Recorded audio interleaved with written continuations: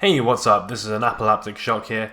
This video was supposed to be about the Adidas white mountaineering stuff, however, I went to go purchase it earlier this week and all of the good stuff is out of stock in all normal sizes. So I kind of screwed myself over with that one, but instead we're going to take a little look at some underrated sneaker releases that have come up recently. All of them I do think are pretty cool. Often they will have one or two sort of minor drawbacks which are just preventing me from actually buying them, but all of them I think are pretty nice, definitely worth checking out. First up is the Nike Pocket Knife DM. This was something that came out I think about a month ago and is based on a retro ACG pocket knife, so from the pre-Errolson Hugh reboot era, the kind of classic stuff. This is kind of bringing this back into 2017. So the upper of this shoe is pretty much the same as it was before, a little bit of an update, but they've changed the sole quite significantly from that retro, quite thin, flat sole to much thicker with those Nike Free-like grooves, except way more pronounced, so it's got this really thick, almost tooth-like sole. I think the lacing system is really nice on these. They kind of remind me of an alternative version of the commuters, which have the pull tab at the back. These ones have a little pull tab to kind of cinch in the front of the shoe. So they should kind of tighten in a pretty similar way, although not quite with that cool lizard thing that the commuters have. These are currently available in a pretty standard black and white colorway, as well as some pretty funky, crazy retro versions, which I do really like. I really like that Nike are kind of really pulling back to the old ACG days with these colorways.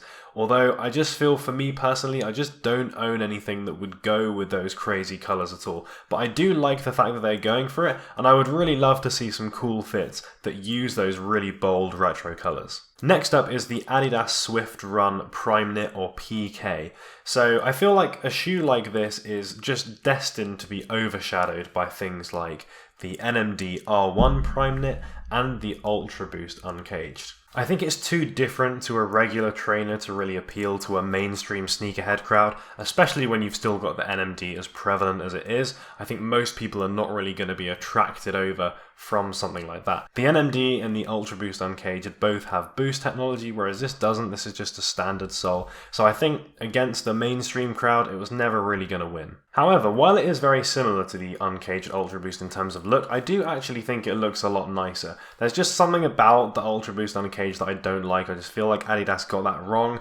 whereas this shape is definitely a little bit improved for me. I also like the 3 stripes branding. It's quite understated, tonal, not really too in your face, which is good. The other good thing is that these are actually relatively cheap compared to the alternatives. These are a mere £89, which is not actually that outrageous for a kind of sock constructed shoe. These are even less than the sock racers when they came out. I feel like these would have got a lot more attention if they were priced kind of £20 to £30 higher and had a boost sole instead of this standard Adidas one. The only reservations I have about this shoe are the colouring. I think most of the colourways are a little bit suspect at the moment. Even these black ones have this kind of multicoloured thing going on, which, as always with this kind of shoe, is one of those things where it either looks really great or kind of a little bit shit, depending on like the photo and where you are and where you're standing and all that kind of thing. So I think for that reason it's just not quite reliable enough in terms of its look for me to go for it. But if they release some kind of pure all black ones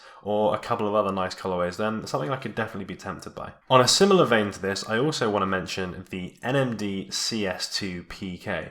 Now I know what you guys are thinking, how could an NMD shoe and something with boost technology possibly be underrated? While the City Sock NMDs have always been less hyped than the normal R1s, X1s, R2s, etc., the CS2 I think has seen even less wear than the CS1, which came out 1 to 2 years ago.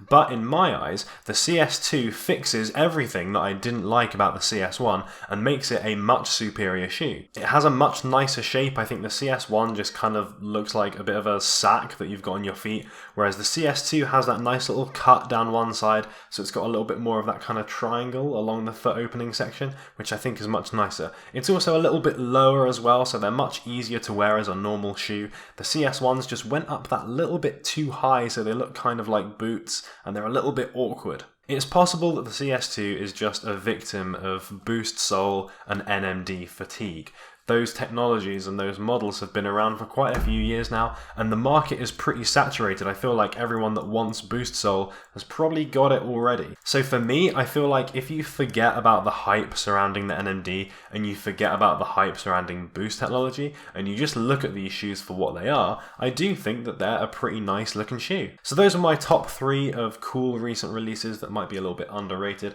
As some honorable mentions, I would check out the Nike, I think they're called Aqua Sock 360s, something like this.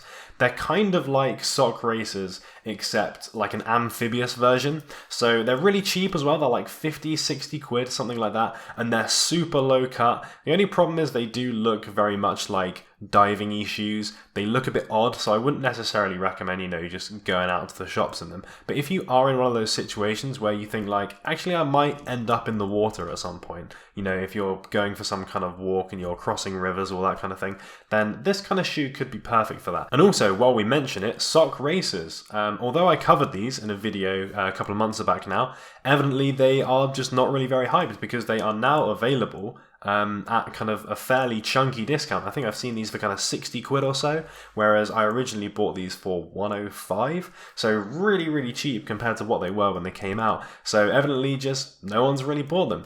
But that's good for you guys, of course. I personally think that they're really cool, so definitely worth picking up. So those were my thoughts on some underrated recent releases. Maybe you guys have seen some cool stuff recently as well that I might have missed. Obviously, I can't check up on every single sportswear shoe release that comes out ever. So if you guys have some suggestions as well, then please put them down in the comments and check out what other guys are posting, all that kind of thing. And hopefully you'll see some more stuff that you might have missed. I'm certainly looking forward to what you guys come up with. Anyways, if you enjoyed the video, do make sure to give it a like. I really do appreciate it. And thanks very much for watching the video. And of course, I will catch you guys in the next one.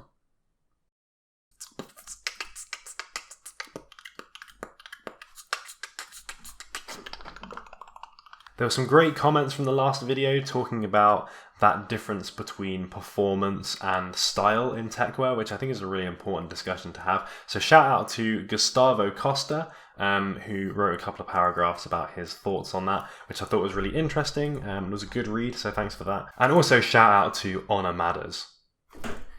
If you want to check out last week's video or the aforementioned video about the sock racers, they will both be up there. And of course, if you've been watching this video and you've enjoyed it, and you want to subscribe, then you can hit that little button over there and you can do that.